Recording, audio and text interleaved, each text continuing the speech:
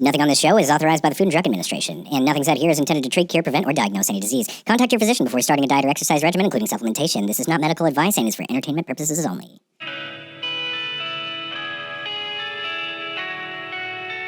I'll fade it. All right. Explosions in the Sky. You've never heard of them? No, I've never heard of him. If you've ever seen the show Friday Night Lights, Yes. it's filmed in Austin. And Yeah. Explosions in the Sky is a band from Austin, and it's completely instrumental. They don't have any vocalist. And, I mean, it's like the greatest, like, just playlist and work music. So that's why it would work as far as them making a song about Big Bend.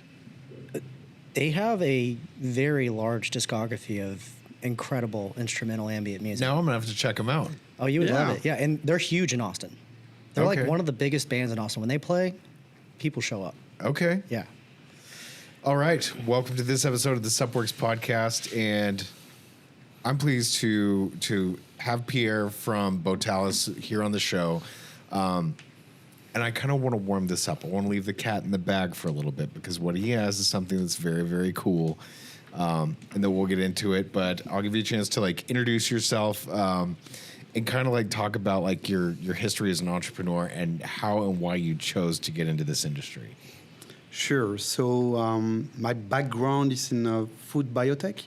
So I've done 10 years in fermentation, growing, I would say, lactic acid and bacteria in fermenter. Neat. I've done that in US, in China, even in Cuba. And after 10 years, I decided to create my own company. And the idea was really to kind of unlock plant biodiversity and develop a technology, a new technology that could help to make medicinal plants available for the most of the people on a very high quality. And so it's why I founded this company in 2011. So you've been in this industry for a while. Yeah, 2011. Well, no, but even like before that with the fermentation with the bacteria. and Sure, everything. sure. And you went to school for this. Yeah. What made you want to get into this industry in the first place? Just like biology? No, adventure, I would say. Okay. Yeah, I decided to join my first company because they offered me a job where I was able to travel. And as I said, I had a lot of projects and I have to manage team in Cuba, for example. So it was kind of a very great experience for me. Okay. But also in China and then I had to travel a lot in the US also at this time. So it was fine, in fact, to have this kind of adventure. So there's one level of that that's like, okay, I'm traveling to all these different biotech companies and there's different places in the world. And then you transition that into the world of plants, which like opens up a whole new realm of possibilities of like where you can possibly travel to. Yeah. I think that's what is one of the things about our industry that a lot of people tend to forget, or maybe they don't even think about, is that we are accessing chemicals in plants from all over the world. And then even thinking about like how well established European traditional medicine is, and then how well established traditional Chinese medicine is. And you know, we know pretty well some stuff about South America, but the entire African continent is something that is a little bit of like a very, very interesting mystery box that we're slowly getting into with all the botanicals that we have access to there. You're right. It's a huge potential, especially in Africa.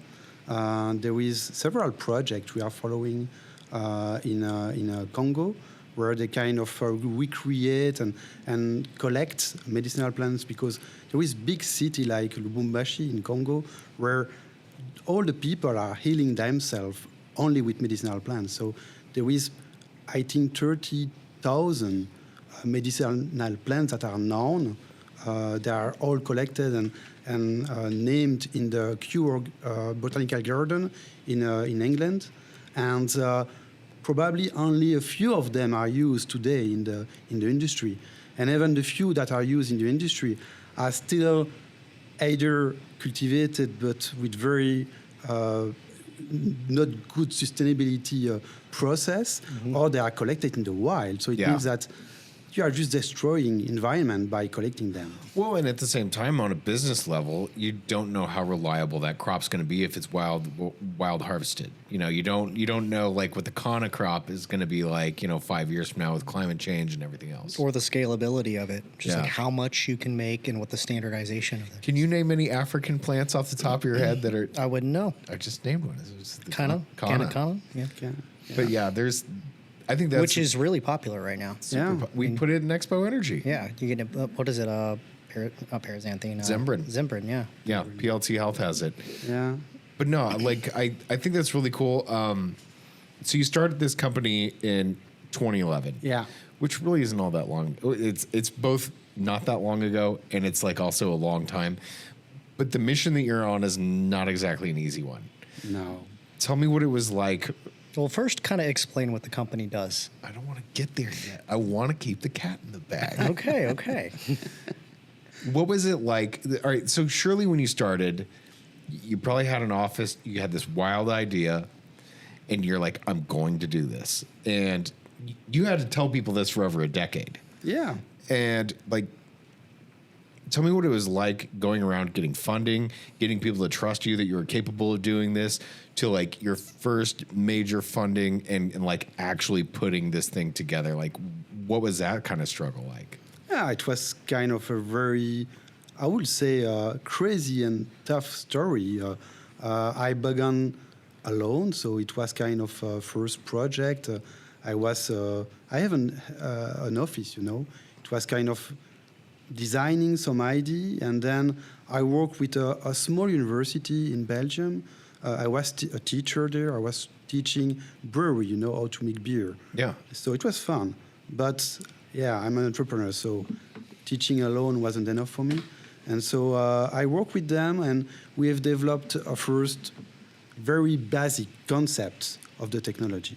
And of course, the technology we have today is not at all the technology that was at this time, but it was kind of first proof of concept that it was possible. And I'm convincing. So I was able to convince some people to follow me. Then we get a grant from the Belgian government. Very nice. And we could hire our first employee.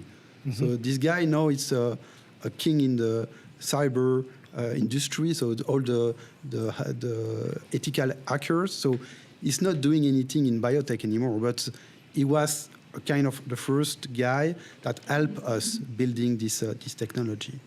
And with the first, I would say, not a lot of money, so very few quantity of money, we went then to see several VC, and at this time it was easier to raise money, even you have only an idea. Yeah. And in Europe is different than in US also. Sure. The VC is less, is reluctant for risk, so it's complex to raise, but it was fine. We found a VC from a university in Belgium, and then after that we could increase the team. We have built our first, I would say, prototype of the technology. So I know that you want to keep the cat in the bag, as you say. Yeah. So I will not say it, but the first prototype of it, and then we How get. big was the first prototype? Small, like smaller than this room, Yeah. So it was kind of very, very small. But with that, we get a grant from European Union, €2 million grant, to build a bigger one. So, okay. So we went to... Did you guys make any publications off of like your first round of prototypes? No, it was just hidden. I mean, just quite...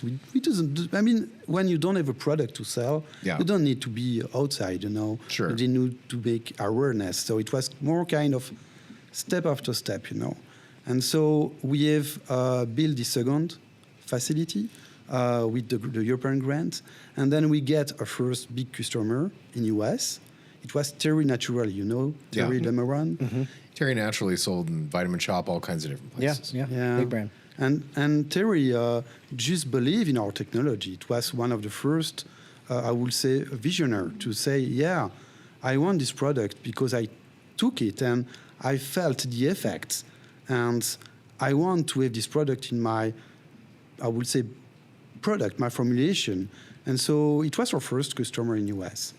It was in 2018. And after that, we could raise a bigger amount of money with corporates in France. And we have done our third, I would say now, full-scale facility. It's the biggest, I would say, vertical farm for medicinal plants in the world. Tell them about the big client that you recently just landed.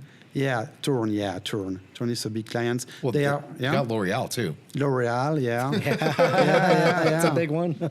Big one. And there is other one that we are just finalizing the contract, but as big as L'Oreal and Turn. And they all want quality, sustainability, and the quiet of mind, don't have any issue with the supply chain. Right. Because with this technology, you can guarantee your customer that they will always have the same quality.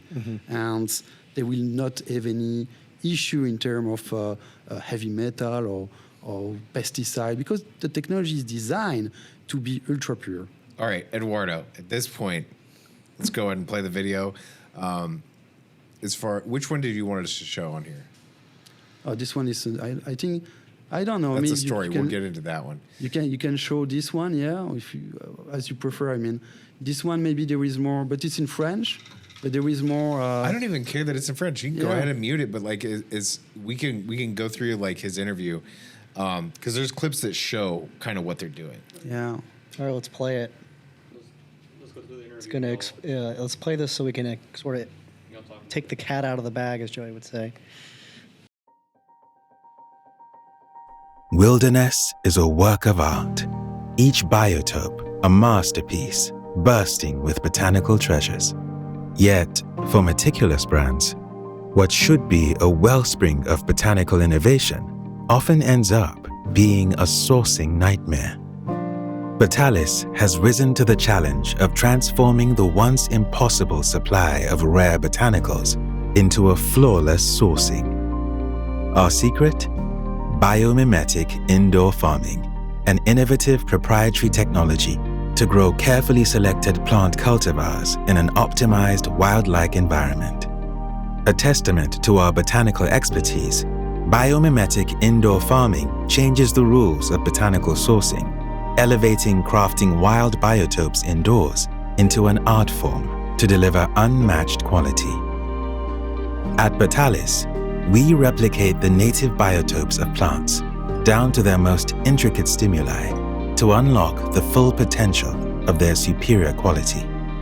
We meticulously craft their pristine wild habitats within a controlled environment to achieve absolute purity. We operate beyond seasonal and climatic constraints so that we can secure an exceptionally resilient supply. And by committing to an approach that protects the unaltered state of nature, we become the custodians of sustainable sourcing.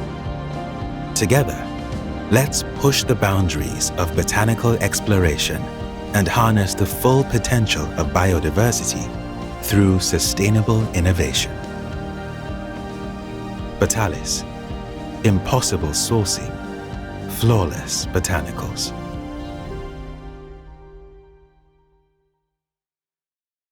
So we got a couple of visuals on this. What are your thoughts, TK? I mean, it seems pretty high tech, but like organic. I don't know, natural. I like to use the term techno-organic. Techno-organic. Exactly. Yeah. Joey describes it as very Westworld. Have you watched that show on HBO, Westworld? Yeah, sure. About the robot cowboys? Yeah, I've seen that. Kind of like that. Yeah, kind of. Yeah. In the other, I would say, video, there is some pictures, so some part of the video, it will show some robots that we are using to move the plants and some cultivation room, because here it was more the lab, Yeah. Well, that's where you've got like the warehouse setup. Yeah. The warehouse setup is in the other video. We could see it after if you want, but the first one was more, to show the platform, the development platform that we have designed to help our partner to develop the new ingredients of the future. So, for example, that's where you like start is with the Petri dishes. Yeah, exactly. Yeah, exactly. So you guys are essentially developing ingredients. Let's go and play. Is it a hydroponic process? Exactly. You're right. So, to kind of take the cat out of the bag, this is a way of creating ingredients indoors, but with superior standardization. Exactly. The in beauty is the controlled variables. You can control all variables. You can control supply chain. You can do so all these things with a lower, more sustainable carbon footprint. Yeah, exactly. I think you get it. This technology allows us to not only grow plants, but also to mimic what's happened in the wild and to reproduce the maturation of plants on the fastest way. So it means that you can get the equivalent of a 20 years old plant in less than several months. That's fascinating. So how fast can you produce like a fully developed like root? So for ginseng, for example, it will be around 3 months from the seed to the final ingredients. And the quality is equivalent to, as I said, a 20 years old ginseng from the wild. Because we can unlock the way plants is producing the active compounds. Right. We can say to the plants on Monday that is winter and on Friday that is summer. And so in 1 week, we can do 1 year of maturation around. So, And you do this with changing environments? Yeah, exactly. We are working with a lot of different natural stressor, and we can, it's a kind of algorithm. Mm-hmm. So each plant has its own language, but there is a kind of dialect, you know? Mm-hmm. So you can speak with one species and you can use the same kind of language for another species. You need just to change a little bit the algorithm, but you can switch on or switch off a metabolic pathway and producing, for example, more polyphenol or more, I would say, ginsenoside for the ginseng or triterpene. And so you can really play on the plants, making the plants believe that it's attacked by insect or by fungus or that it's spring, winter. That's because like some of these compounds that they release are like in response to a particular stress, like it'll be like an insecticide that they pump out where it's like, okay, I've been bit by a bug and I'm going to react by making this chemical so this bug stops eating me. Yeah, sure. Plants are lazy. Yeah. So plants, they're also very smart. They are very smart and lazy. And there is some plants that were, I would say, designed and optimized by humans to be grown like wheat, sugarcane, and other plants. They can be grown in a monoculture. But most of the medicinal plants growing in the wild, grows in the wild, but they are not growing fast, and they need to defend themselves. And it's why it's medicinal plants, because they need to defend themselves, because they are not moving, and so they are full of active compounds. And these active compounds are the compounds you need to defend, to protect your body, to defend your body against aggression. And with this technology, we can really recreate the production of these active compounds on a natural way, on a fully controlled way.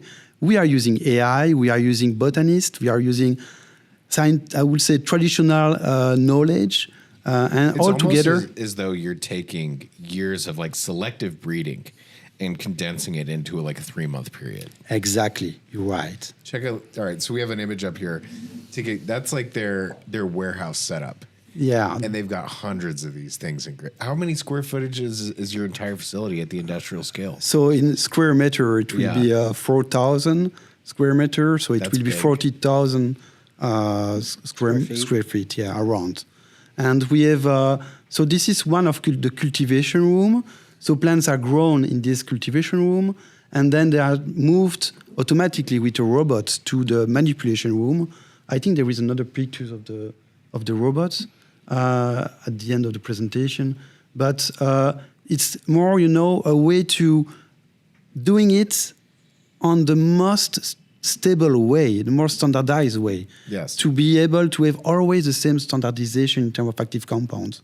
Because we have clinicals on our ingredients, and we need to prove to the final consumer that it's always the same full standardization, the full spectrum standardization that the final consumer will take, and he will feel the effect of the clinical trial. That's what I think is really neat about this, is by controlling nutrients, climate, light and photo period, the amount of hydration, the amount of stress going into it, you almost don't need to extract it.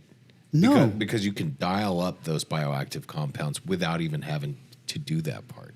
So like you're not worried about, harsh chemical solvents or any kind of impurities or any kind of residual anything, that all of it is already contained within the plant. And you do get that full spectrum, but you can also get a higher specification than you would otherwise. Yeah, I fully agree with you. Do you know some shamans that are using solvent to extract their medicinal plants? I don't think so, Yeah. So it means that traditionally... Are you saying you're a better shaman than the shamans? Not better than a shaman, but... He might have a case. He's a future shaman. You're a future shaman. Yeah, robot Has anyone shaman. called you that before? So we're talking tech about shaman. things that we can grow in the International Space Station, things that can potentially Potentially. grow on other planets. If you got the light and the nutrients and all the right stuff. We're talking about ingredients that would usually you could not find in the United States or grow here or source here that could potentially in the future be sourced here at scale with the level of standardization which would be beyond what we've come to acknowledge as the best. And you can do this all more efficiently, and you can do this all with a lower with more sustainability. Exactly. You're not harming the native environment. Right. Let me see that handout that you have right there in front of you. Because I've seen your menu that you usually have, and it's not this many plants. Do you guys have a library already of like the expanded menu that you're just not bringing to industrial scale until you have demand for it? I will say that this is the first, menu that you can use. The plant that will be available in 2-3 years from now. We have 20 plants in development, but some of the plants are, secret. So there is corporates, big corporates that are developing the ingredients of the future. Mm-hmm. It can be for food supplements, it can be for cosmetic, and they all want something unique. Mm-hmm. They don't want to use the same as the competitors. They want their own intellectual property. Exactly. Mm-hmm. And so, for example, we can speak about an idea of cosmetic plants. They want to have an ingredients coming from a very specific island from the north of Norway, for example. Right, and there's no way you could grow enough of whatever that is. It's there. Endemic there, but it's not possible to grow this plant. It's protected. Lichens are another weird one that's out there. Yeah, lichen. Yeah, sure. So you cannot grow this at scale in some places. Exactly. And you can't control the quality. It's just not enough land. Exactly. Or the growing period is really small. Yeah. They might only grow for like a couple of weeks out of the year. Let's say and somebody then they has die. a product that has demand that way exceeds the availability of the source of that particular ingredient. It'll never be sustainable unless it's done through technology like this. Wow. I agree with you. And the idea, vertical farming is something well known. A lot of people are working in this industry. It's complex. There is a lot of failure, and there is a lot of companies that just have to stop their activity the last years because they were working on leafy green. And leafy green is complex and it's not expensive at all, So here with this technology, it's different, but we can grow very high value medicinal plants. I think it's smart that you're almost kind of specifying in the realm of roots, because that makes the most sense with hydroponics. You're not gonna have to worry about dirt being on your product, and along with that dirt, like we talked about before, like a lot of botanicals have heavy metal contamination of varying degrees because it comes from the soil, and most people don't realize that. Most people at home taking pea protein don't realize that there's lead and cadmium and arsenic and mercury and all that different kind of stuff that's in there because it sucks it up from the soil. Whether that's in the United States or whether that's in China, it really doesn't matter because heavy metals are in all those different places. But using a platform like this, there's no soil. So there's no heavy metals. No heavy metals. And there's no bugs in your vertical farm warehouse. So you don't need pesticides. You don't need herbicides in order to keep other plants from growing on it. There's all these things in modern agriculture that are just not necessary with this platform. Yeah, exactly. I think you got it. And maybe something important to say is the fact that these plants, most of the time, are grown, if it's possible to cultivate them, are grown on deforested land. And so it means that on top of that, you avoid the deforestation. And for example, on ginseng, every year is more than 20,000 acres of forest that are just cut to only grown ginseng in China. And even it's organic, it's linked to deforestation. So Do you ever think about that we're using 20,000 acres of land at least per year to grow ginseng. Korean red ginseng? Yeah. That's incredible to even think about. It's incredible to think that they have that much land to just allocate for ginseng. yeah. So you don't have deforestation. Deforestation? No, I mean, well, it's more than just deforestation. Deforestation is like the surface level. Yeah. The other part of it is depleting the soil of all the nutrients that are in it, which is another factor. So not only do you have deforestation, say you're growing Korean red ginseng on this plot of land here for 10 years, and then eventually you've grown so much Korean red ginseng that you've leached all the nutrients out of that soil. So unless you're doing some sort of like regenerative farming or crop rotation or what is it, whether you do like staggering rows, like you might have ginseng on this row and then you've got like, I don't know, dandelions on another. Dandelion would be a good one. I know. Yeah. Where you have to have like alternating kind of crops. So it's not a monoculture. Yeah. Where that might be less depleting on the soil. But like that's one of the problems that we're facing now is just completely depleting the soil. So deforestation, depleting the soil, can't grow the forest back. You really can't grow much back except for grass, if that. And then heavy metals in your end product. Yeah. Or maybe you've taken them out of the soil with all the nutrient leaching. I mean, it could be less heavy metals after enough time. What about microplastics? Yeah, sure. So I don't know. It really depends on. I mean, have you guys thought about microplastics? And all this Yeah, stuff? sure. I mean, microplastic is a huge issue in this industry, and It's in every yeah, industry. PFAS is another big issue. So all the contaminants, and I would say, all the contaminants that you find in the food chain are issue. There is also in US the Prop 65, where when you have some lead or 0.05% cadmium, So you need to basically put. every manufacturer out there that like specializes in organic and Prop 65 compliance should probably be hitting you guys up. Yeah, I mean they will. no big deal. there is no pesticide, no heavy metal, and we can guarantee that there is no other impurities inside the product because We of keep talking about this. We're going to create a massive problem for you, and you're going to have to make a whole lot of ginseng. we're ready for. What are some leading plants right now that are like your main ingredients? That I you was produce? wanting to talk about rhodiola. Okay. Oh yeah. I mean, you've been on a rhodiola kick for a minute. We've been on a rhodiola kick for a minute. So can you pose the issue? What's wrong with rhodiola right now? Because a lot of people don't really understand. I think a lot of consumers don't understand what's going on with true rhodiola. Okay, so here's the problem.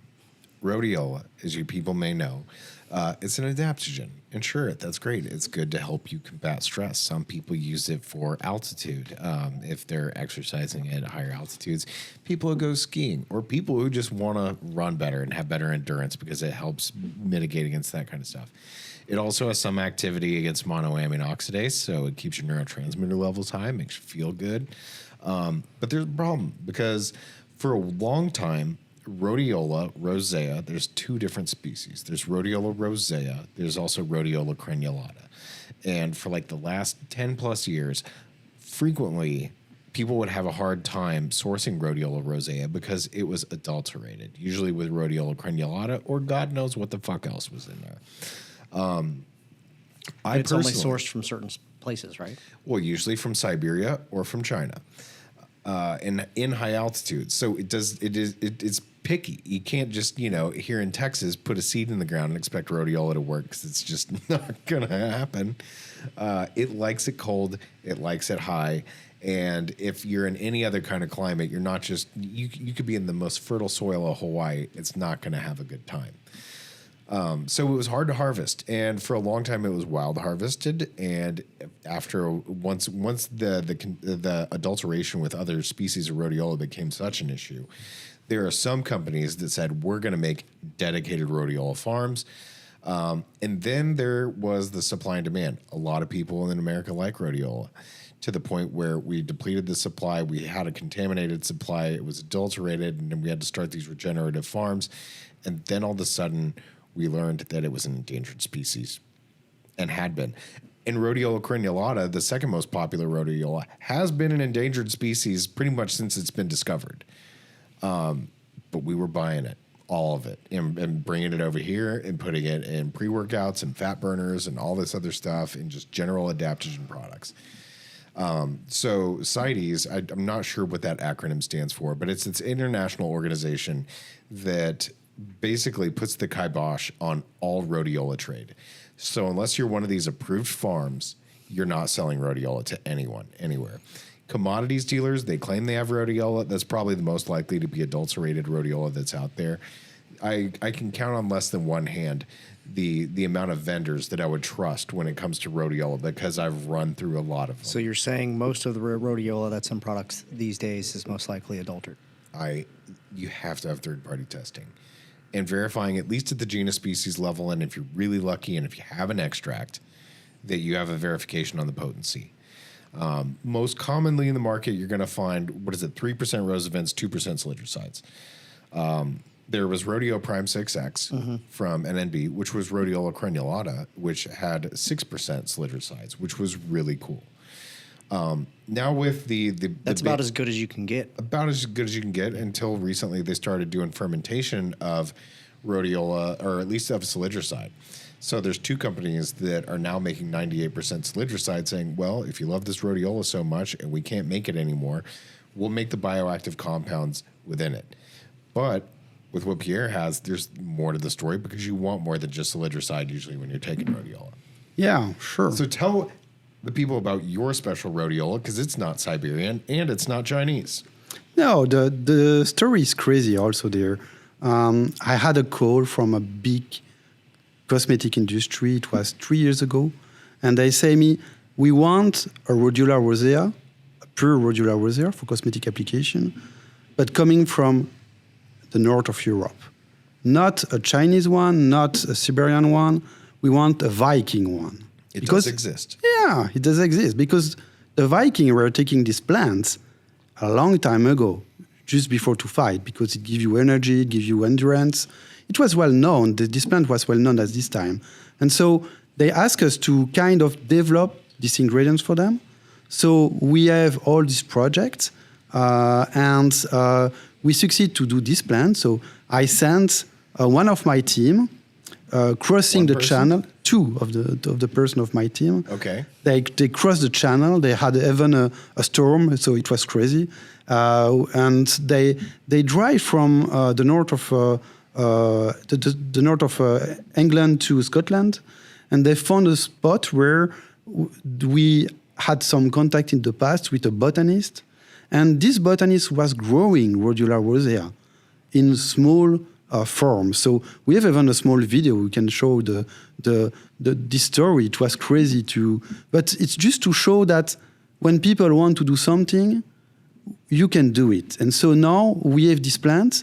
We are producing this plant for this customer in the cosmetic industry, but we have it available also now for the food supplement industry.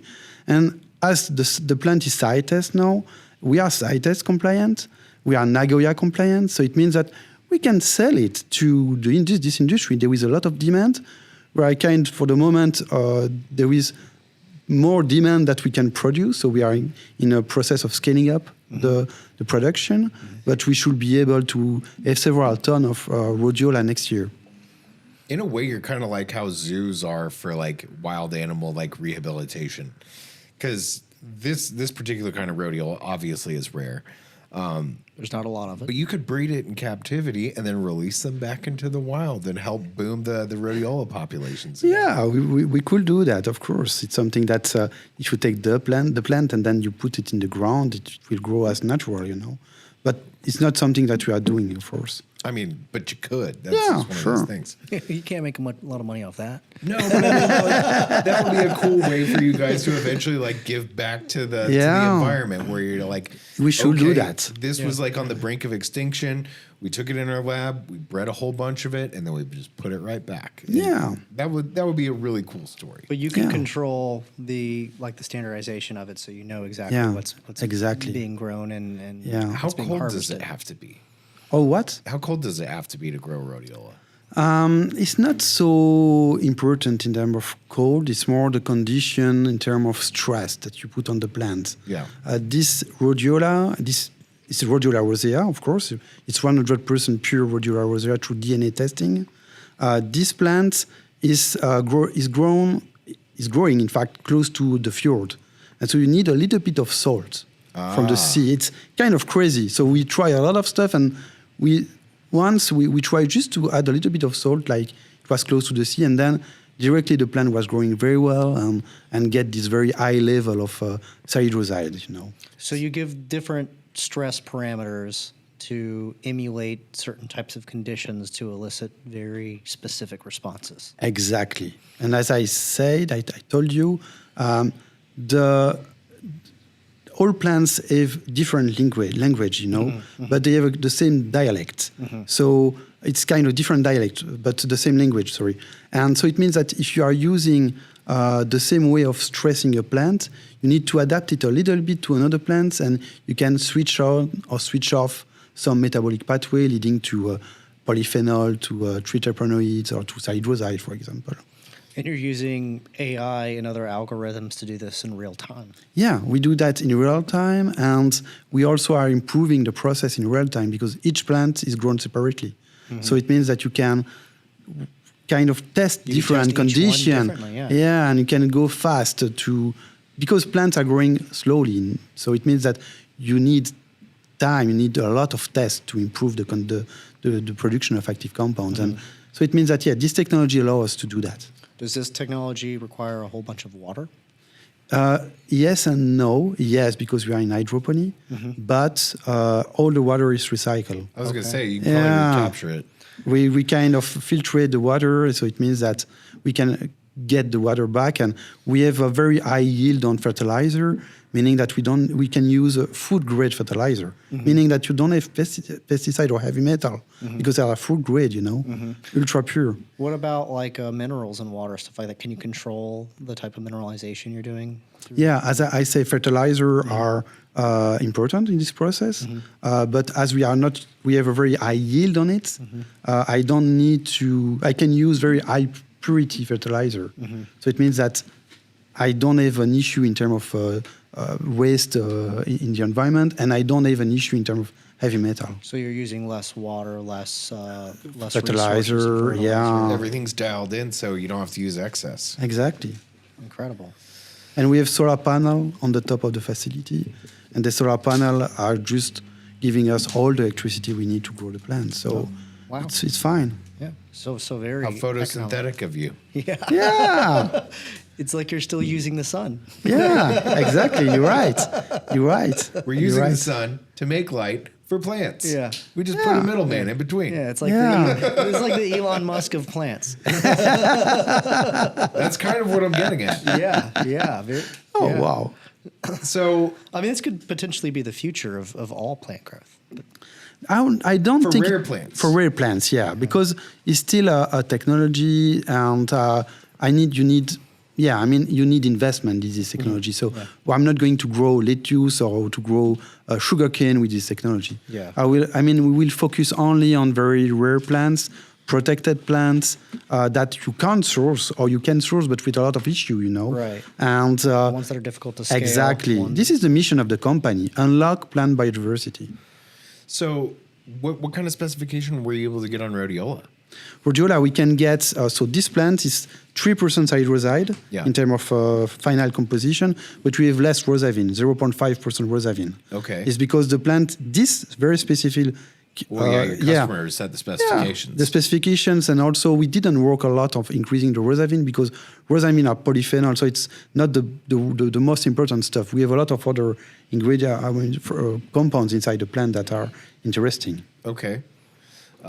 It's just that I was thinking because the market wants salichroside, and if you were exactly, no one's asked you to turn up the salichroside yet.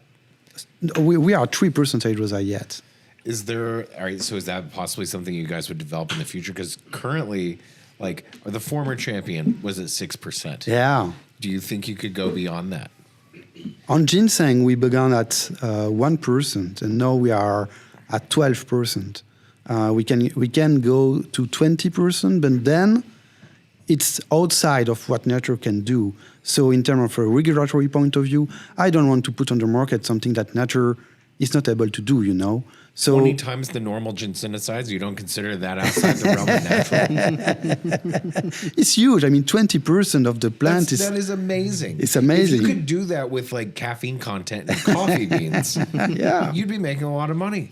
Yeah. Like because the natural occurrence of caffeine in coffee is about 1 to 2%.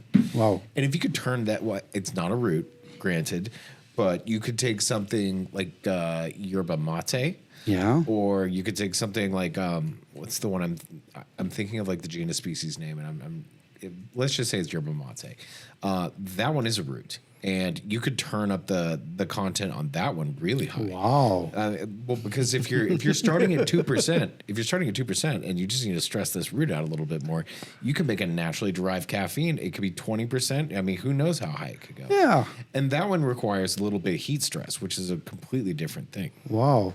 I should hire you as I would say, I'm a really good idea scientist, guy. I'm an idea director. guy. You know, Like, you we have need very to do good this idea. one, and this one, and this one, and this one. We need to turn up the heat. It could also help you find products to put them in, Yeah. and clients to put them in. Yeah, If I great, get great excited person. about something, like just look know, out. yeah, it's coming. Yeah. What's next time you are coming to Europe? I don't know. I mean, don't know? a lot of people are going to Vita Foods. We're not going Yeah. to Yeah, Vita Foods.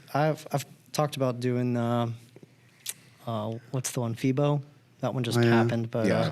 But if you want, just pass by our facility. I mean, I will be very, very pleased to make some visit of Where the is your facility. facility? It's just at the middle between Brussels, London, and Paris. So Okay. So you're you in make Belgium, though, right? yeah, in Belgium. Yeah. okay, that's near FIBO.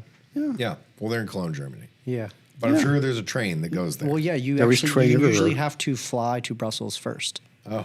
And then you can go do a day or a week, and then you can go to, I think, Cologne, and then, or you can't fly into Cologne. You have to fly into Frankfurt, and then take a train to Cologne to do FIBO. Either way, like if we're over there, yeah, absolutely. We've talked about wanting to do like a specific Rhodiola documentary. We've been talking about doing a documentary for a while Oh, because of this yeah. problem.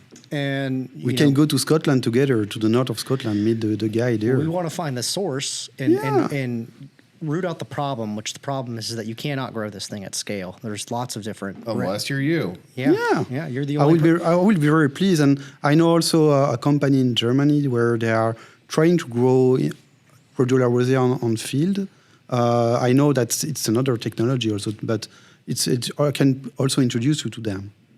Well, I mean, I think it's really neat because we've almost used this plant to extinction. Exactly. And right now, as a species, our relationship with this plant is changing because as much as it has helped us adapt, we are now having to adapt to help this thing survive, which is really neat. Then you find like the biosynthetic solidicides, your vertical farming technique, the whole confusion between the two different species and how one was already endangered and then both were endangered. I think it's a really cool story that is kind of coming full circle, and it kind of like defines us as a species and how we have our relationship with the earth and how that's changing here coming into the future. I think that I think really a lot neat. of people like to think we're shepherds of the earth. You know? Stewards. Stewards. Yeah. And in a lot of ways, We trash mostly it. always we're not. Yeah. And here's a small fractional example of when we can actually probably do some Glimmer good. of hope. Yeah. So instead of something going extinct, we might be able to save this. Well, one. that's kind of my bit with a lot of, Prop 65, for example. Like there's a lot of things that go on in American politics of like trying to change policy for good. And if you go deep enough down that story, you find the hypocrisy in it. And you're like, well, you're not actually doing any good. You're just finding some people who want to make a lot of money by suing other people. That's usually what it kind of comes down to. Well, I mean, Prop 65, by a lot of intents and purposes, is kind of impractical because there are so many foods, even corn that's like grown here in the United States is going to have a certain amount of heavy metal. So you can't go buy a can of corn in California without having like a Prop 65 statement on it that'll cause reproductive harm or cancer because it was grown in soil. Right. And that's just a fact of life. There are hotels that have signs that say coming into this hotel can, expose you to lead that can cause reproductive harm or cancer. Yeah, but Rental cars. In most cases, I would say 99.9% of all things that we produce are all subject to that. And in this particular case, it's not. Exactly, yeah. You're one of the few people that get a free pass on Prop 65. No, it's true, but it's by design, you know. By design, this technology allows us to avoid any risk. Where did you come up with this idea? Did you just like dream it up one day? You were... I think that it was obvious to... I'm an agronomist, so I've studied agronomy at university. And it was obvious that there will be a big demand for unlocking this biodiversity. I was very excited to create this technology and to bring people together to develop something, you know. I'm very strong at bringing people together. You said you like adventure. Yeah, I like adventure. I'm very strong at finding the best person, motivating them, and so we build this, and we build this company, and this company is growing well, and yeah, it's fine. It's a good adventure. Yeah. So you've come to the United States to help grow this business? Yeah. So why did you come here? You came for to several Texas, of all reasons. places. Yeah. There is one thing. There is coming to US, and there is coming to Austin, Texas. So Yeah. I will say that coming to US was a necessity because it's our main market. It's where I think that the people are more aware of the quality of medicinal plants. They are aware of the need to prevent sickness through using food supplement, you know. It's not the case in other countries. So in US it's very strong. And so it was the reason why I moved in US to unlock the market, and because we have this contract with Torrent, so it means that now we have this reference, and yeah, I mean, be there is change everything. So I didn't even know we can you meet had that people. deal with Thorne. That's amazing. That's Yeah. an awesome Yeah, win. Thorne is an Yeah. amazing company. Which did they do the ginseng, or which one are they picking up everything? They took the ginseng. Okay. He's not going to say. They took the ginseng, some the other red things. one, the red one. Okay. We have a red ginseng, a black ginseng. So the red is for mental stamina, and the black one is for longevity. So they took the Sexual red. health. Exactly. And Terry Naturally have done a product for... I'm not surprised that Terry would have taken that route with the black ginseng. Yeah. Have you tried this in liquid format? Yeah, so this is it's interesting to explain that we can do cold pressed medicinal plant roots juice. So it's something that we are selling on the market.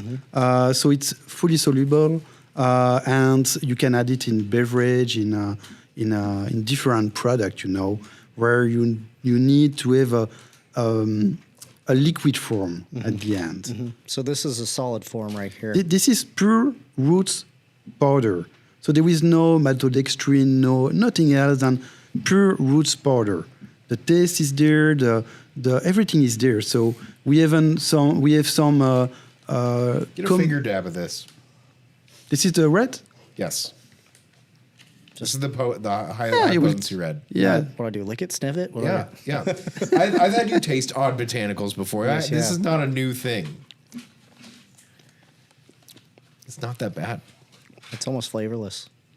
I wouldn't no, say I it's don't think- flavorless. no. It has a botanical nature It to is, it. yeah, kind of earthy. But it doesn't piss you off. Not at all.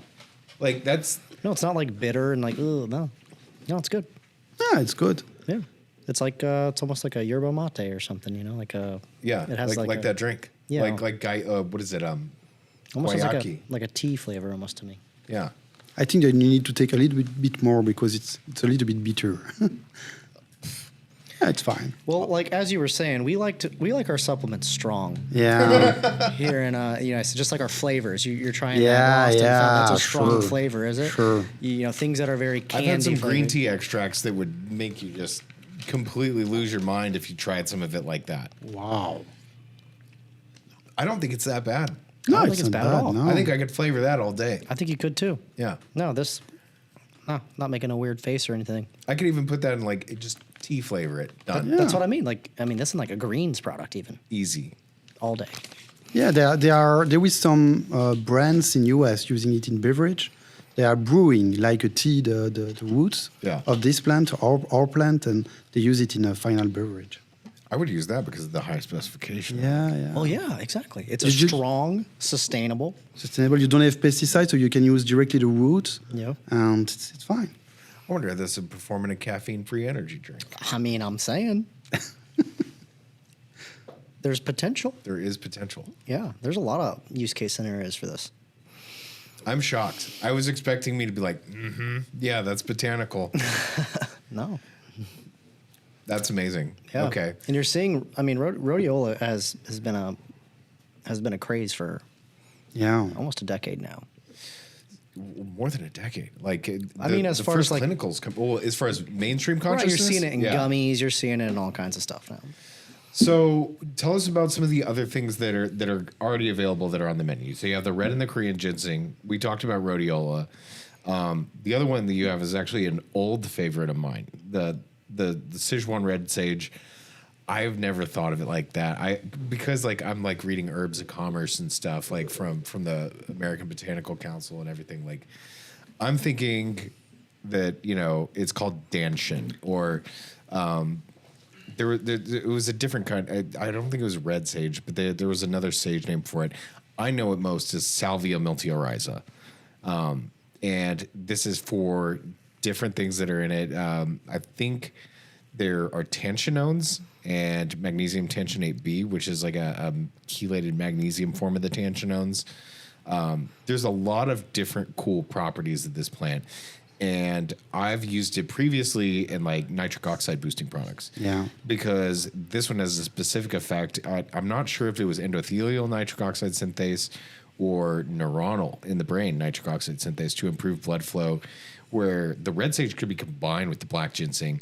If Terry naturally did not do that, they seriously missed out. They are doing it. where that combination might actually work really well. Like you could put that in a pump or a pre-workout product for the extra blood flow, and that would work really well. Yeah, exactly. I think it's a good idea. And I would say there is one product on the Terry Naturally portfolio where they use the red ginseng and the red sage together for blood, I would say heart health and blood health and everything. Yeah, I could see it used in a heart product, cardiovascular health. Exactly. Yeah.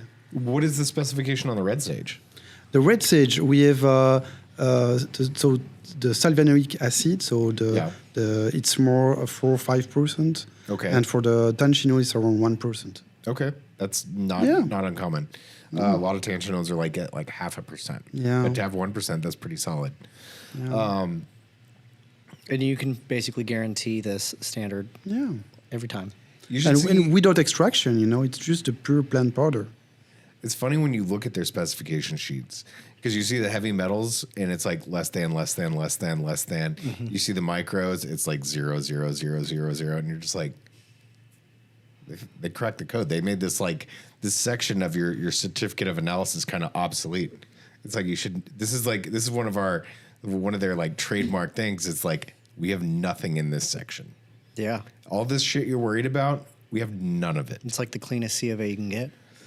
I've never seen anything like it before. Wow. So, sometimes we have some issue even because where they're analyzing it, they say there is nothing inside. No pesticide, no... Does it freak them out? Yeah, and they say there is an issue. We need to do it again, Check our detection limits. So they have to test it again too. Yeah. And you're like, hey guys. It's not normal, Yeah. Where are the pesticide? Wow. Fascinating. You have this, what is this for? This is the ginseng, the red ginseng. We have 2 clinicals on it, showing an effect as day 1. Mm-hmm. So you take 2 caps in the morning of this one, you will feel the effect directly. Mm-hmm. So it takes 2-3 hours to work, but you had a very good sleep the day before.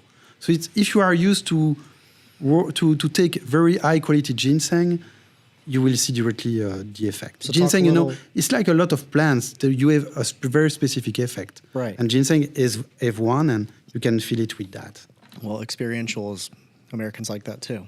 That's exactly what we're going for. Yeah. So talk about the clinical a little bit because this is the one thing you do have a study on. Let's take a break. Then we'll come back.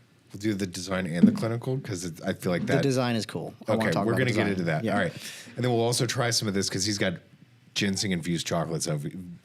Belgian chocolatier ginseng-infused chocolates. Yeah. So I'm excited about that. Let's take a break. We'll be back. What's up, everyone? TK back here. I'm going to talk to you guys about the Suppworks podcast. For everyone that's been listening in since we started this thing in January, I just want you to know that we are so damn delighted to have you guys as listeners. The audience has grown, the engagement has grown, the viewerships have grown. It's been pretty wild to see. But with all this growth, it comes with quite a cost. And that's why the Suppworks podcast is looking for sponsors. Now, we have started off with some sponsors in the beginning, and they were great partners. But to be honest with you guys, I never really charged them because I didn't feel like our audience was large enough to basically pay for whatever cost I was having to expend in doing the podcast.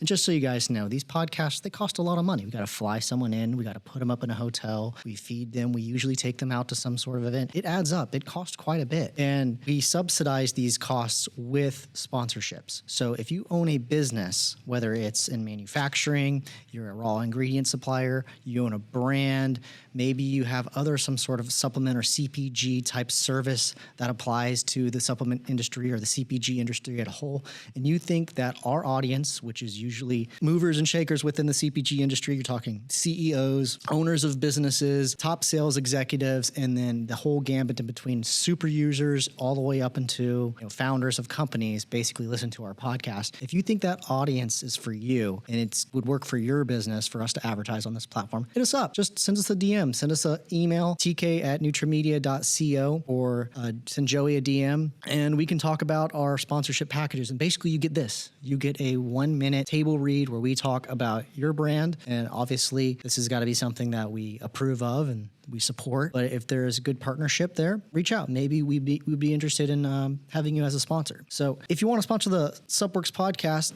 just go and hit us up, and you can have your table read right in the middle of the podcast while we do our breaks, just like now. And we're back.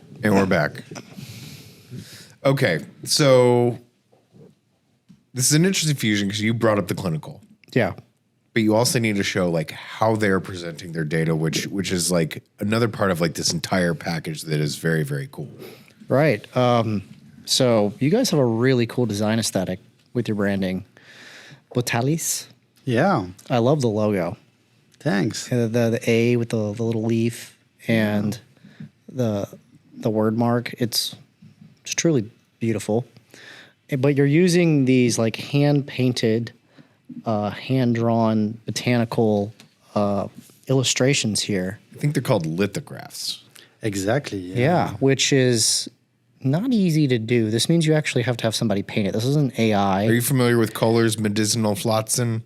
No, I'm not specialized in that, but I know that my team is working on that, and they very liked. I can tell that they took inspiration from that book. Okay. And he did that in the 1800s. Most of his images are in the public domain, but this is a talent that is dying, but it is incredibly beautiful. Yeah.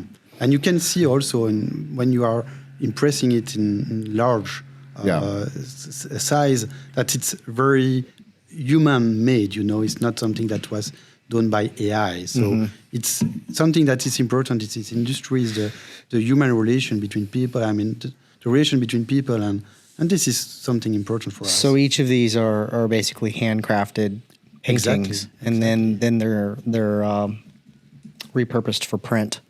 Exactly. And we had a brand that we were trying to work that. I would put that in a picture frame in my kitchen. Yeah, I can offer you some big pictures depending on the plants you want. I can also put you in contact with the designer that is doing all this painting. She's very. I'd love to. Say, yeah, but it's also contrasted with this very modern, serif font. It looks like Babus, but it might actually be, a form of Helvetica. And then the black boxes around them. It just looks really modern and bold. Contrast. It's modern, but it looks like Leonardo da Vinci did the illustration. Yeah. So it has a little bit of old and new, and it has a really cool, clean aesthetic to it that I truly enjoy. I like this handout you have of your clinical study. Basically the bullet points on it, and you're using this black and white illustrations of it. I guess they're paintings. It's just really cool looking. It's really unique, and when you look at it, it looks really natural, but it also looks highly artistic and modern all at the same time. So I think it's a really cool brand aesthetic. Yeah, and it's something that our customer like also because we are offering not only the ingredients. When they buy the ingredients, they can use also the illustration. They use and- the branding Yeah, for the branding. marketing, yeah. And for example, the partnership we have with Thorn or with This would look great on a Thorn packaging. Exactly. It fits their aesthetic Yeah, very well. Just the exactly. word more. You'd be surprised when you get these logos from these ingredient suppliers and you have to put them on the packaging and it's like, oh, this thing's ugly. You know, it does not look good. And it's like, did you design this for your customers' packaging when you're using trademark licenses and logos and things like that? And like this A symbol right here. I mean, it's just really cool. I mean, it's very Elon Musky, you know? So are you guys doing that with like the different badges on the labels? Are you promoting the cross branding between Botanics and? Yeah, I mean, it's something important for us is to show that we can bring to our customer more than the ingredients. We are bringing them also the trust, so the brands, Botanics, the technology, and they like this storytelling. So they put our name on the packaging, and I don't think there is a lot of brands that have their name on the packaging of Thorn or Terra Naturali or other brands in US or in Europe.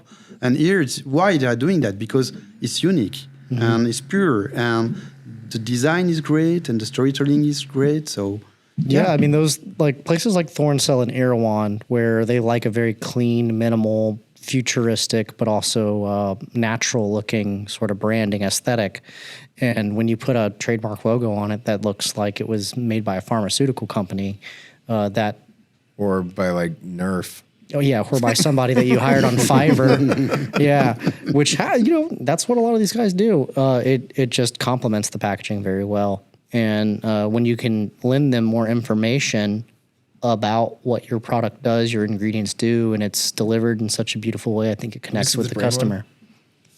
Connects with the customer, especially that customer that cares about that. This handout is amazing because on one half you're just talking about the plant and what this is, but on the other side it's about what it does, and it's very clear. You're not trying to make any big claims, and everything is broken down by percent.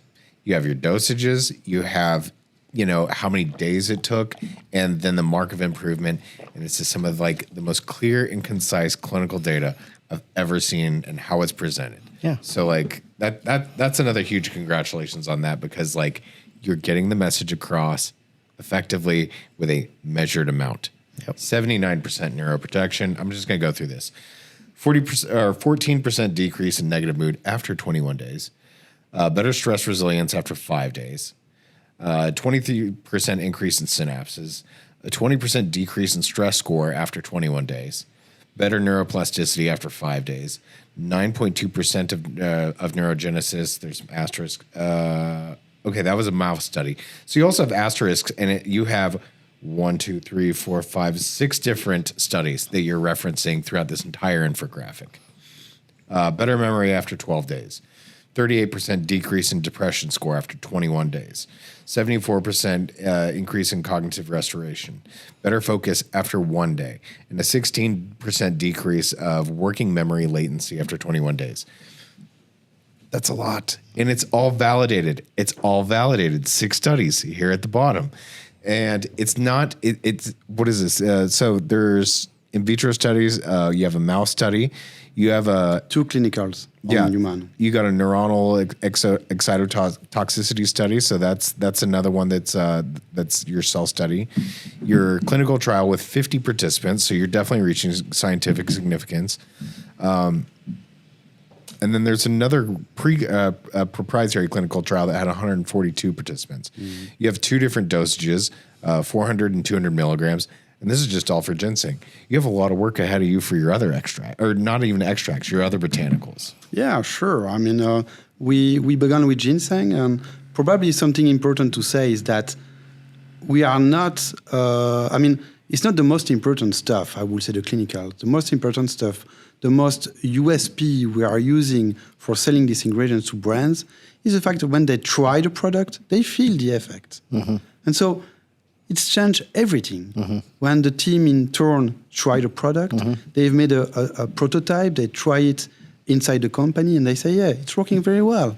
Let's do a product with these ingredients, around these ingredients, as a hero ingredients. It was the same with Cherry Naturally. It was the same with Aurora Organic. It was, in fact, the clinicals are just there to kind of prove that it's working. But when you take the products and you feel the effect, I mean, the job is done. Yeah. You have the experiential part of it. As long as it gets in their mouth and they start to feel it, like it's already there. Yeah. And then like they, in a sense, if you can feel it, they don't need a clinical study. But having all this is to overcome the resistance to getting it in their mouth is what that is. Now there's a lot of like science you can lean on and borrow, like in the rhodiola realm. There's probably not a lot of real reason to repave those roads that have already been traveled. But I think the red sage, there's a lot of opportunities there because there is some science. There's a lot of rodent studies, but I think that one's probably got the most opportunity for like new human clinicals that would be really interesting to see. Sure. I want to dive into this chocolate. Okay, me too. So this chocolate have a great story also too. It's made by the best chocolate maker in Belgium, and they decided to make a formulation with our ginseng inside. It's not something that we are selling. It's just for friends, gift, and no, we are not selling it. I mean, I would say the chocolatier though. Could he sell it? No, he didn't sell it. It just made for our purpose, and we are just giving it as a... You mean to tell me you guys have a Botanics chocolate mold? Yeah. That's pretty cool. They have branded chocolate molds, TK. Yeah. And this is one serving? Crazy. Yeah. Oh, okay. So that's nice. You get to eat the whole thing. It's real dark chocolate, Real chocolate. Yeah, real dark chocolate, yeah. Oh, I could smell it. I can taste the ginseng, but on the contrast to the chocolate, it's actually welcome. You want some of this action? Oh, you have one? All right, just making sure Eduardo has one. Oh, you've already been into it. It was really good. So this is proof that a ginseng powder with a decently high specification of ginsenosides can work in the confectionery application, especially in chocolate. Which means this could work in any kind of emulsification, like a protein drink, whether that's vegan or plant protein or dairy protein, it can work just fine. Yeah, in terms of taste, in terms of formulation, and here it's also the fact that, Belgium is known for chocolate, and now it's going to be known also for ginseng, so it's a mix of both. This is really good chocolate. It's really good. Where do you get this chocolate? I told you, it's made by a Goltemio chocolate maker in Belgium, an artisan, so a handcrafter, and it's one of the best in Belgium. It's like down the street from you guys? No, it's from Brussels. From Brussels. Yeah, it was complex to convince him, but when he accepted, it was kind of a good stuff for us. He just showed up the next day and he was like, "This was easy." Yeah, not so easy. I had to formulate with a lot of different, taste, and he had a little bit of yuzu inside to mix with the ginseng taste and kind of create an harmony, Now that you mention it, I can get that little citrus note of the yuzu. Mm-hmm. Exactly. Mm-hmm. It's an art form. This is good. I almost like it makes my tongue curious of like digging into the flavor notes of the ginseng. I want some wine with this. Yeah, some red wine. Mm-hmm. Exactly. Mm-hmm. Yeah. Zinfandel, or I would say the same is Primitivo in Italy, is the same species of grape, but with the Zinfandel, it's a great product. I want to try it with some whiskey. Oh, yeah. Why not? Some scotch. Some scotch. Great idea. I'm saving the rest of this. This is too good. I'm going to share it with my wife. Yeah, she's got to eat a little bit of that. That's really good. What other products have you seen this ginseng in? Cosmetics, topicals? Yeah, so there is this ginseng is used in food supplements, in beverage. So there is one brand in US. I can't disclose the name, but it's using this ginseng. So it's not on the market yet? Yeah, it's on the market yet, but I don't know why. I mean, it's kind of obvious, but for the moment I can't disclose the name. It's because they didn't put your badge on the label, isn't it? They want an exclusivity, and I said no. So If you have this kind of cool technology, I would be giving no one exclusivity. exactly. So Yeah, the world that is needs great- the world great needs person. this. The world needs it. I think. Yeah. And so then I mean they are doing a very good job, and the product is incredible. And I think we will finish to have some partnership on the branding part. And we have also some cosmetic application. And this is more for skincare and not nutri-cosmetic, more Is skincare. that the red or the black? It's the red one. The Okay. red one, yeah. The black one is really for longevity. You know, black ginseng. I can see that being used in a skin product, though. Maybe, I don't know. I know that in Korea, the black ginseng is the most prestigious ginseng, you know. Have you already addressed the Korean market? Because I would think you guys would explode over there. There is an issue there. The Korean is protecting their market from ginseng coming from outside Korea. I could imagine. And that. for them, you know, ginseng, there is more ginseng shop in Korea than Starbucks. So it's kind of normal to use ginseng every day. Yeah. And they say that it helps, the black ginseng helps to stay alive 10 years more if you take it from your 40. And because it gives you a... We have some clinicals on epigenetic with our ginseng. Really? Showing, yeah. There is a lot of studies that are showing the effect on longevity, and especially see on the that black study, ginseng. so- Yeah, I can say it to you. Okay, cool. Yeah. What about the kava kava? Because that's kind of a. So that's on the coming attractions, right? That's not in the movie theater yet, but it's in the previews. Exactly. How long does it take to develop a plant? It takes a long time, around 3 to 4 years, because you know plants are plants, so they are not growing fast. So you need to. But when I see 3 to 4 years, is to get industrial batches. Yeah, you need like yeah. We the need genetics time. for them, and We are not doing any genetics on plants. We are doing selection, selective breeding. selective breeding. But the most important thing is really learning how to speak to plants. So learning how to activate the metabolic pathway in plants. And this is the most complex stuff. It takes 1 to 2 years because you need to try a lot of stuff. And kind of switch on the good metabolic pathway to produce the active compounds. Well, you saw that one clip in the video where they had like all those different vials and stuff, and they're probably running like gas chromatography on these things like all the time. Oh, yeah. And be like, okay, we tried this. Wait a couple of days, see how it responds, run the GC, and see what changed. Exactly. And just in that continuous loop of like throwing an insult at it, seeing how it responds, like that's the communication loop. It's not like you can just like stick a needle straight in the plant and have it tell you not yet, but one day. Maybe. You're going to be the guy who patents that shit, I guarantee. Yeah, maybe. You just stuck a needle in the plant and it tells us everything. But no, like that's the communication loop. It's like, okay, we change a variable, let it respond. Once it responds, we take the sample, and then we test and see what happened. And there's a lot of stuff that's already in the literature currently about like people stressing out plants in all these different kinds of ways, which kind of reminds me of like this one study I read about purple sweet potatoes, which are roots.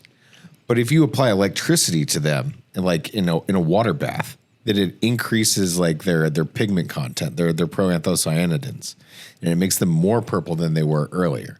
Yeah, we should try that. I never tried shock to. therapy for shock plants. therapy for plants. Yeah, why not? You're in a hydroponic medium. I We don't see could why do you that. couldn't. We could do that without issue. Yeah, I should try that. Just get a taser. You know, I need to hire him as a scientific Consultant. specialty consultant. You know? Like, all right, guys, today we're going to shock the plants. Literally. Very shocking. But you know, in nature, there is so many things happening in the soil with the Lightning. fungus, with the bacteria, and so there is electric shock. Sure, Yeah. I mean there is communication, so there is literally have some kind of meaning to shock plants with electricity. And it definitely happens. It's not like it's not natural. No, So I want to get into the conversation about the potential of doing this stuff. Look, tariffs are on everyone's mind right now. Of course. And we've had lots of discussions with lots of different people about Every day. Recently. everything from plastics to labels, and ingredients is the big one because we don't really understand how we're going to get a lot of these ingredients made in the U.S. to bypass, large tariffs. And nothing on this sheet grows here in the United States. Nothing. So what is the potential of the future of this being grown anywhere? This is, I would say, a big opportunity for us, a big opportunity. So today we are only growing plants in Belgium, in Europe. So it means that, thanks to God, we have a very low tariff for the moment compared to China. And of course, it's a big competitive advantage for us. And we see a bunch of brands coming and just they were, in the past, they were saying, oh, you are a little bit too expensive for us, or, we are buying ginseng in China, and now they come and they say, yeah, we need a solution. And not only on ginseng, but also on red sage, on rhodiola, and Kava. And kava, we are not producing it yet. Right. But I don't think the kava is produced in China. Isn't it? I don't know where it's produced. I don't think so. But I know that there's a market for it. Yeah. And I know that it's growing Kava is rapidly. like an island kind of thing. Yeah, like it's in the yeah. Philippines and Thailand and all that. Yeah. Well, it's rapidly growing. Oh, yeah. Kava's getting super popular. I know. It's like an alcohol alternative. I know. I've tried it. Makes your mouth numb. Yeah. It's a good product. It's forbidden in Europe. Is it really? Yeah. Why? Kind of. Europe, sometimes they are too restrictive, You know, Denmark is the And- most restrictive in all of Europe. It's Yeah. terrible there. Terrible there. Well, that's a good thing about the United States and their supplements is they like them strong. Yeah. Us in Korea are probably the most innovative countries when it comes to dietary supplements. Yeah. Yeah. And producing brands for them at scale. So when you've got something like, say, the red ginseng, that's pretty well set. You're at industrial scale with that one already. What else would you say you're already at industrial scale with, like rhodiola maybe? Rhodiola is in industrial scale, red sage, and we have a very specific basil also that is Okay. used. But it's kind of very niche market in cosmetic industry. But this is the 4 plant that we are producing industrially. What kind of basil do you have? That's not on the menu. No, because it's a kind of exclusive stuff for one big brand in Europe. In cosmetics in Europe. Yeah. Not for supplements in the United States. I know, why not? But yeah, it's something that we could study. But in life you need to go step by step. And so doing everything in one, you will not succeed. So we need to focus on something. So we focus first on ginseng. Yeah. And now everybody knows Botanics as the ginseng company. And That's just how you got your start. That's the way I see it. This is a platform. platform. And now we are beginning with the Rhodiola. So we launched Rhodiola end of last year. We will reach a full scale up. I would say in terms of production this year. So it means that next year we should be able to produce and supply several tons on the market. And then there is the red sage. And the red sage, it was the first plant I worked on. Really? Yeah, I was crazy about this plant. I mean, it's an incredible plant. The Tanchino, they give you a kick. They are kind of very good for health, and but it's not well known as ginseng or rhodiola. So it's a market that you need to create. And so it means that, focus first on ginseng, the red, the black one. Then after on rhodiola and the plant, then it's to scale up to the 20 plants that we are developing, and some of them are kind of very rare. Is there an appetite to produce this in one of your facilities, potentially in North America? That's where I was would going dream with that about question. So, like, with the Korean red ginseng, that's already set. You're probably not doing too many other experiments, but if you were going to do any other, like, adjustments or anything like that, you could do that in Belgium. Yeah. But, like, setting up just a Korean red ginseng facility here in the United States, I think that's, like, the next logical step. It's why I'm here. Okay. No, of course. I mean, it's always a question, as I say, of step. So we first had to demonstrate the technology, then to demonstrate the market. And now we are close to be able to demonstrate that there is a huge market, huge, because this is a solution for a lot of brands that want to... That have a lot of problems right now. Yeah, there's a problem. They want purity. And when you show that, then you can raise funds, you can get the best partner to to build this facility in US, and it's why I'm here, and especially in Texas, because Texas, there is a lot of light, a lot of sun. We need A lot of solar freedom. panel, a lot of freedom, and Less restrictions. yeah, I mean, it's the best place to be, and especially in Austin, there is a lot of technology, and His especially in- office is over off of Bee Cave Road, so I mean, Oh, you're not far from people I know. we know the area really well. Oh yeah, and so, there is a lot of automation technology happening there. So it means that everything is there because we can automatize everything. So we could have a vertical farm working without anyone inside the facility. So Fully automated. Yeah, fully automated facility. It's something that we can do. Joey's like, that's the coolest thing ever. I know it is the coolest thing How ever. cool is it? Have like a robot plant facility. Oh yeah. Yeah. So is there exactly. like That's so futuristic. it needs to happen? Yeah. It needs to happen. We Yeah. need to find the best VC that can kind of bring us to I know a couple guys. Yeah, thanks. Okay. Yeah, we'll talk about that after. Did you have any issues when it came to compliance when you brought this to the United States with like being generally recognized as safe or like needing to file an NDI, or did you really not have to because there's already these botanicals in the marketplace? We have an NDI on ginseng. Really? Yeah, it wasn't necessary, I think. But you did it anyway. But we did it. Why? For two reasons. First, we want to be sure that there is no issue, So we have done an NDI on ginseng. It was easy because ginseng is well known, So you probably didn't have any problems getting approval No, for that. no, not any problems. But it's one stuff, and the second stuff is that we want. I mean, we are working with big brands, and it's always better Thorne's when going to you're want the NDI.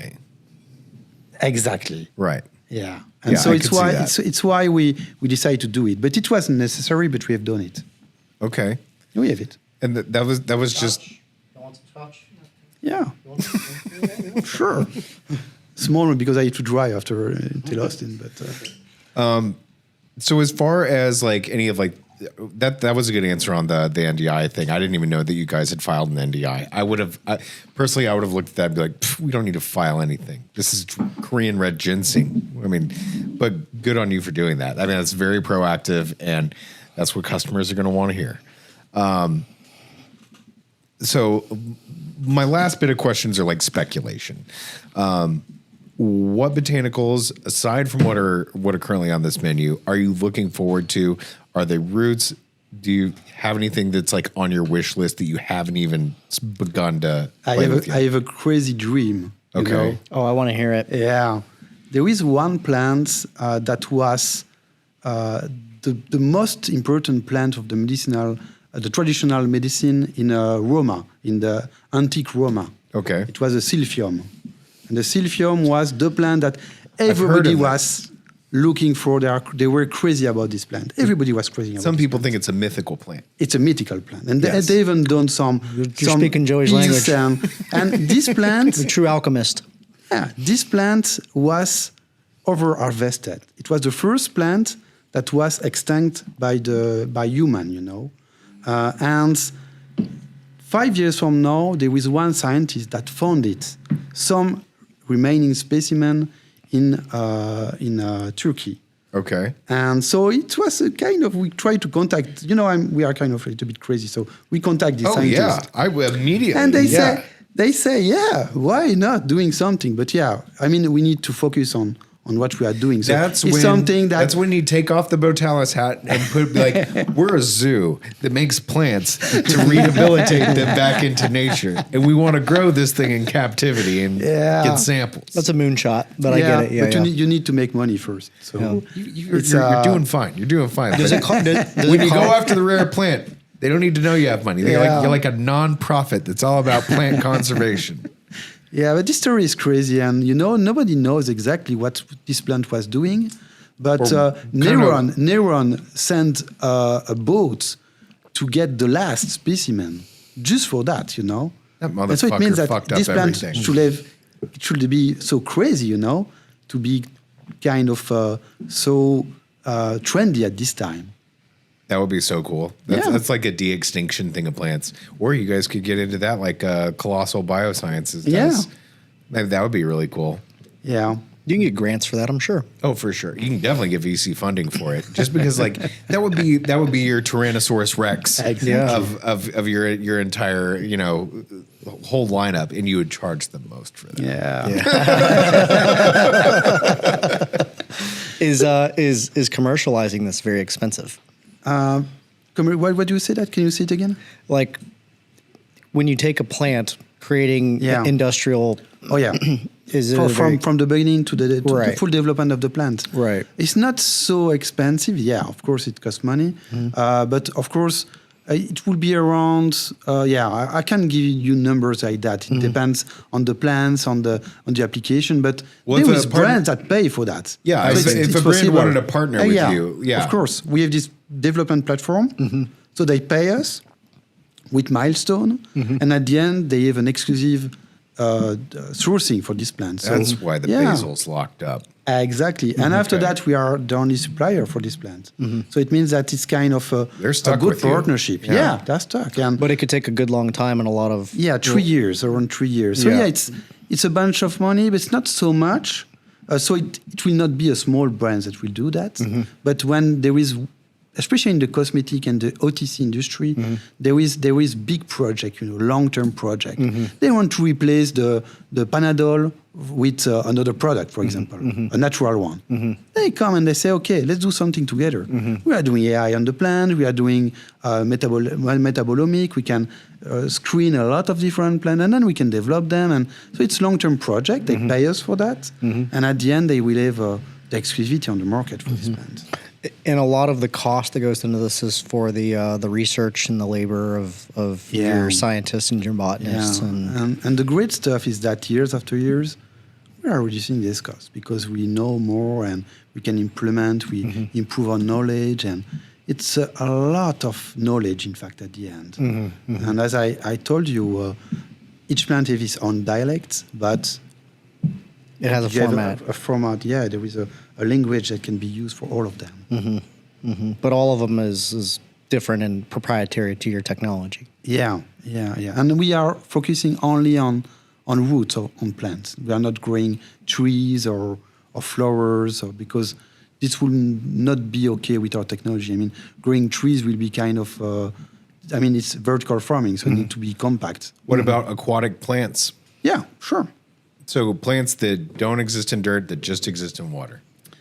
Algae and other plants are, of course, something that we could do. Algae and mosses. Algae and mushrooms also, Well, that was where I was also going with that, was fungi is another very easy one that you could do.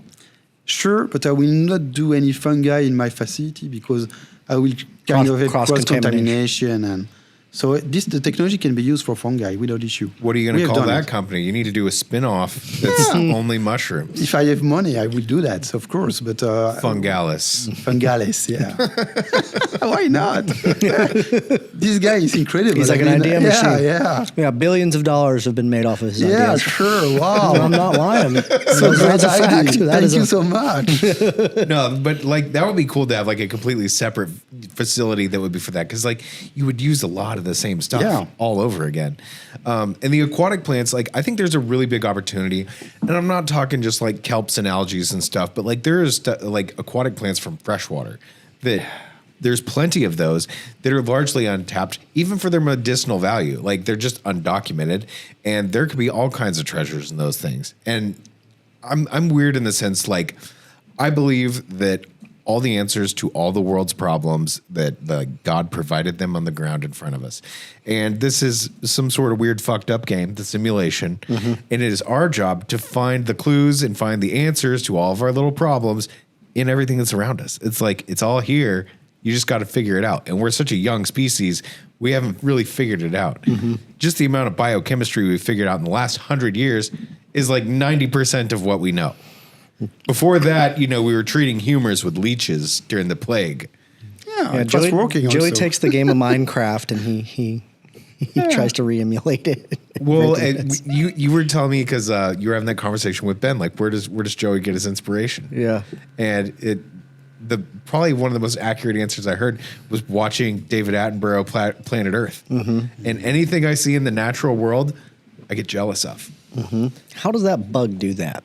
I want that. How does that how does that shrimp see underwater? You know, like I want those eyes. yeah. How does it see that well in that different kind of way? And I'll just go in a full rabbit hole of like all the different adaptations that had to happen in that organism to make it do that thing.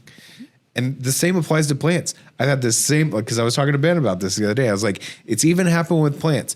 I'll see a plant that, you know, is a resurrection plant in the desert where it rains once, comes to life, flowers, spreads its seeds, and a week later it's dead. Right back. And then it stays there probably for 364 days until it rains again. And then it's comes right back to life, does its whole life cycle in like a week, and then it dies. How is that possible? How can you live and die on an annual basis? Wow. Live and die and reproduce on an annual basis. It's like a phoenix plant.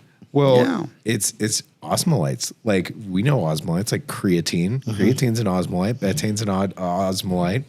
Taurine. All these different things that hold hydration in, and they hold just enough to really not fully die. And that's a really good cosmeceutical or cosmetic application It's right there. Great storytelling, of course. The phoenix plant in cosmetic would be great, you know. Yeah. It's like Anti-aging and it's a fountain of youth. kind of perfect. There you go. Ectoine is what you're looking for in that plant. Phoenix of youth. Yeah, But it's really called the resurrection plant. yeah. But Wow. there's plenty of examples like that in like the and that's why we're like jealous of rhodiola. Like you can live up here, why can't I live up here? Yeah. Okay, like the caveman in you speaks to yourself like I'm going to eat this and absorb your power, plants. Yeah. And that's what we've been doing, and for the most part it's kind of real. Yeah, It is real. it's really, yeah. No, I fully agree with you. I think that there is so many opportunities in the plant world, the fungi world, and even in the insect world, you know, the bug world. I mean, it's everything can be interesting. Yeah, sure. Medicinal plants, it's a crazy potential because there is so many active compounds that are unknown and that can be tapped now to help human, you know. It could take several people's lifetimes, not just yours. Like you're just creating the platform, but like think of like what this platform will do for generations beyond. Well, that's this. what I'm thinking. Like when you talk about implementing technology like this in space, because they do. All kinds of experiments like this in space. Right. Yeah. And could like, all right, could this same kind of vertical farming thing, could that be reproduced in zero gravity? Well, it makes sense. It seems like it should be. I think it will be complex in zero gravity. I have to think about that because you know plants still need to have some gravity to kind fall. of to absorb. have to feel in the best conditions. So I don't know what's going to happen. You're going to have them spinning. Oh yeah, with with little that. centrifuges. Yeah. I'm sure NASA would provide a grant for that. I bet they would. Yeah. I can find the right But people. first we need to build a plant in US. Yeah, I agree. I fully agree. NASA would like to source an American source for sure. Yeah. But doing that in the U.S., and Austin's got plenty of space for you to Oh do. yeah. We can retrofit any I would say warehouse into a vertical farm. It's very You easy. could put it in a skyscraper. Imagine you have one of them skyscrapers downtown that's full of your plants. How awesome would that be? That would be so sick. And you just grow I plants in think the that's- outside just it to will flex be, on people. Expensive on the place to produce to do it inside the city. Yeah. But If yeah, you're in the Logistics. building next to Google, it's going to cost you a lot of. You're going to Doesn't have sell a any lot of sense. ginseng. doesn't have any sense, you know. Exactly. Well, you can Exactly. go put a big old building right next to the Tesla or the SpaceX facility. Yeah, would be great to do that. Yeah, right out of We Astra. can use their robots, you know. They have a special kind of robots now, and we can use them. Do you consider any of this part of what you're doing? I mean, I think it's kind of silly for me to even ask this. It's not genetic engineering, No, but I would say that it's biological engineering. exactly.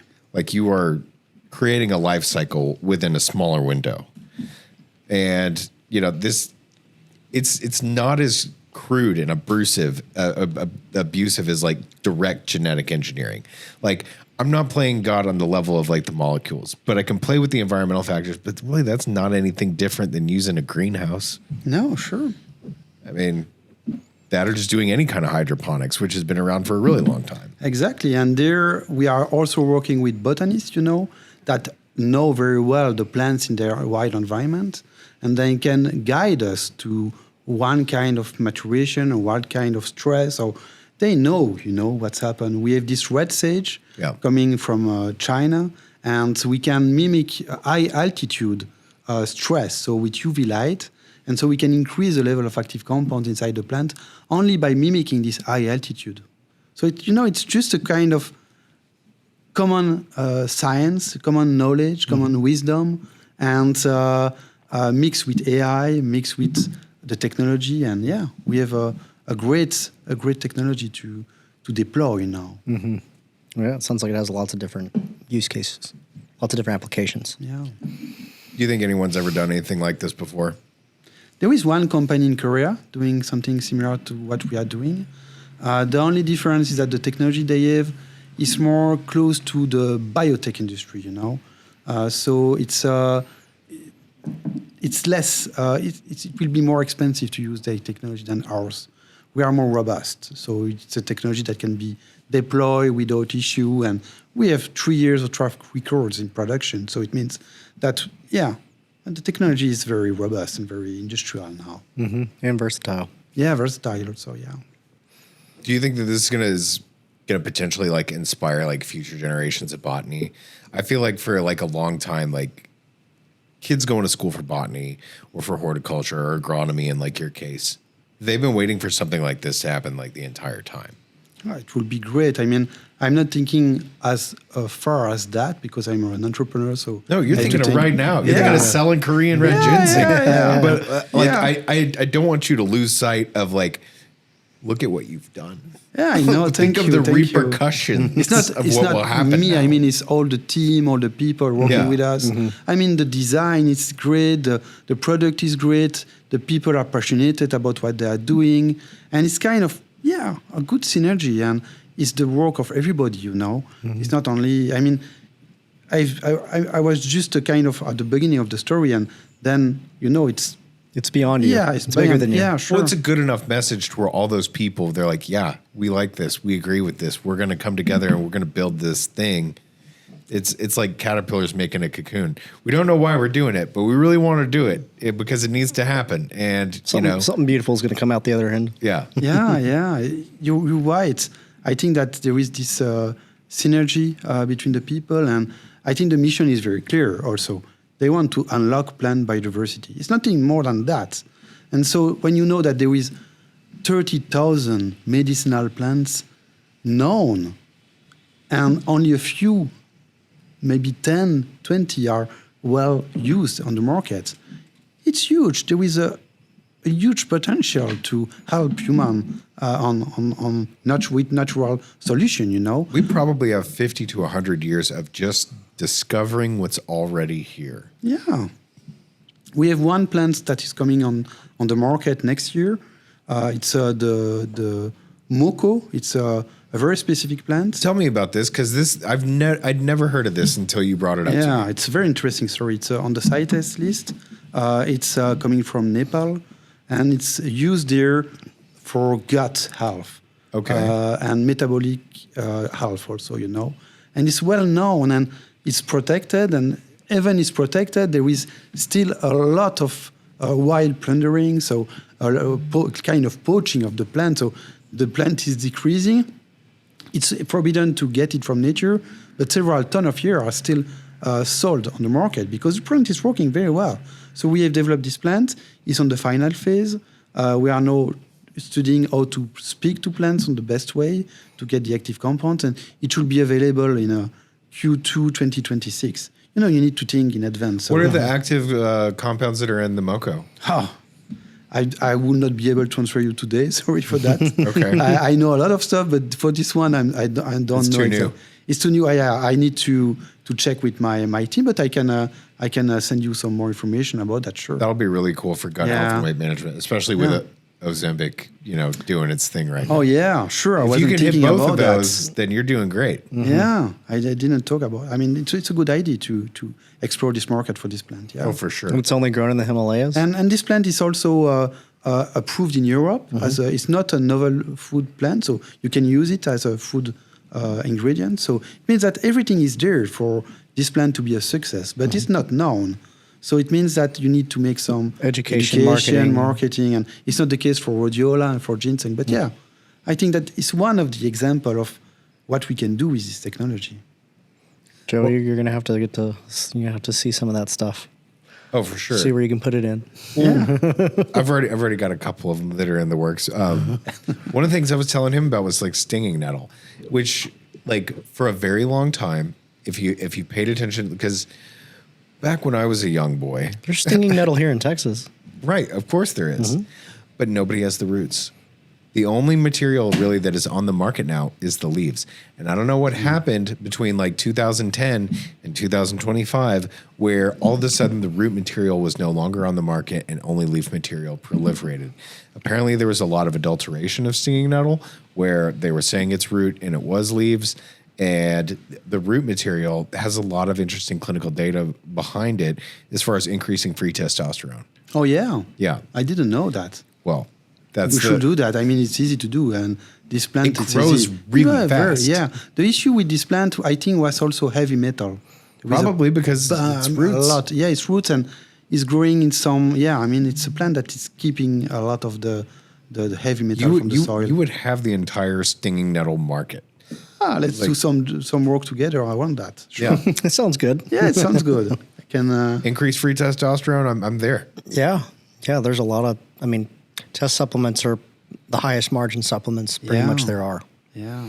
I mean, $9 to $10 to make something that can sell for $100, $150 So in the U.S. market, there's some potential on that one. and they're high movers. Yeah. What other cool roots can you think of? I don't know. This is your game, not mine. Curcumin. Ashwagandha. We have a. Fuck, Kirk, don't do it. No. Go ahead. What is your pitch on better. curcumin? No, we have a better than curcumin product. Okay. It's a blue curcumin. Oh, okay. It's coming from Bhutan, this plant. A curcumin of a different color. Citrus. And there is the curcumin active compounds, and there is also the polyphenol of the blueberry. Yeah, the blue stuff. Yeah. And so it's blue, and it's not curcumin classical plant. It's a completely different plant. But we have some idea about this plant maybe for the future, yeah. Okay. Blue curcumin. I mean, I hate curcumin because it's everywhere. Yeah. It's everywhere. Everyone's got a turmeric. Everyone's got a fancy turmeric. Everyone's got ranging specifications. A lot of it's kind of expensive. Its bioavailability is terrible.